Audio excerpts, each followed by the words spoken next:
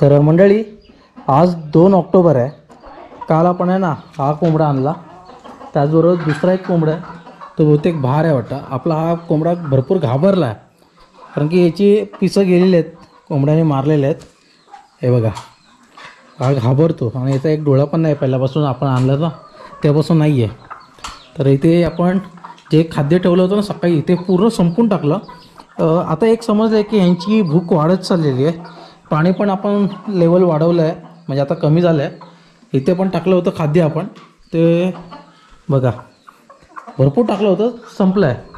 यांची आता भूक वाढली आहे, आता आपल्याला खाद्याचं चांगलं नियोजन करावं लागणार आहे. हे बघा ही कोंबडी इथे बसली आहे, इथे पण अंडी आहेत ना. तर हे बघा हे अंडी बघा, ही इथे तिला बसायचं होतं, ती तिकडे बसली आहे. थोडं आपण असं उचलूया. हे बघा इथे पण अंडी आपण ठेवली आहे, इथे इथे जेणेकरून हे बघा आजच्या दिवसामध्ये एवढे अंडी दिलेले आहेत. सांगतो की 6 अंडी झालेले आहेत आणि असं आपण बॉल ठेवलं आहे. आणि आपल्याला भेटायला खास माणसं आली आहेत. हे बघा हा काल कोंबडा आणला आहे, तो एक कोंबडा आणला आहे. खास माणसं आली आहेत, आपलेच मंडळी आहेत. यांची भूक आणि ताण ही आता वाढली आहे कारण क्लायमेट चेंज होत चाललं आहे. ऊन पाऊस, सकाळी थंडी वगैरे असते. तर आपले हे मंडळी आलेत, आपल्याला खास राजापूरवरून भेटायला आलेत, त्यासाठी मनापासून धन्यवाद. नमस्कार. नमस्कार. आपलं नाव कसं? माझं नाव राकेश साळवी. कुठून आलात तुम्ही? कनेरेवाडी, राजापूरवरून आलेले आहेत. हां. ताई आपलं नाव कसं? रीना पुजारे. रीना पुजारी. तुम्ही पण राजापूरवरून आलात? बरे आहेत ना पुजारी? बोलता येत नाही त्यांना. होय ना, बोलता नाही. तरीसुद्धा आपल्याकडे आले, त्यासाठी मनापासून धन्यवाद. आपले हे सबस्क्रायबर आहेत, फॅमिली मेंबर आहेत यूट्यूबचे, नेहमी आपले व्हिडिओ बघतात आणि आज प्रत्यक्ष ते आपल्या कुक्कुटपालन म्हणजे पोल्ट्री फार्मवर आलेले आहेत.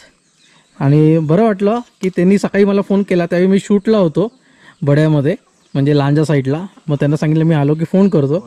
फोन केल्यानंतर ते त्वरित मला वाटतं अर्धा तासामध्ये निघाले असतील. तर मनापासून धन्यवाद. तुम्हाला कसं वाटलं कुक्कुटपालन?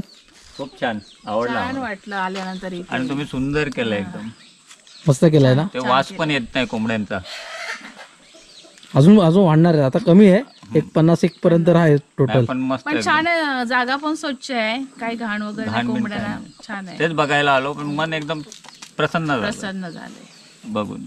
आतापर्यंत व्हिडिओ बघत होते, आज स्वतः प्रत्यक्ष आता युट्यूबवर आता बघणार आहे स्वतःला. पहिली आमची भेट झाली होती राजापूरला. तर त्यावेळी मला वाटतं पावसामध्ये का मे महिन्यात, माझी आई आणि मी होतो. हो, मे महिन्यात. म्हणजे सहपरिवार सहकुटुंब आहे ना, आपले व्हिडिओ बघतात, त्यासाठी मनापासून धन्यवाद. आणि असंच प्रेम ठेवा. भविष्यामध्ये तुम्हाला कुठला व्यवसाय करायचा असेल तर नक्कीच मला सांगा, म्हणजे गावाकडे, तर आपण नक्कीच आपल्या परीने मदत करूया आपण. ठीक आहे. बाकी काय म्हणाल?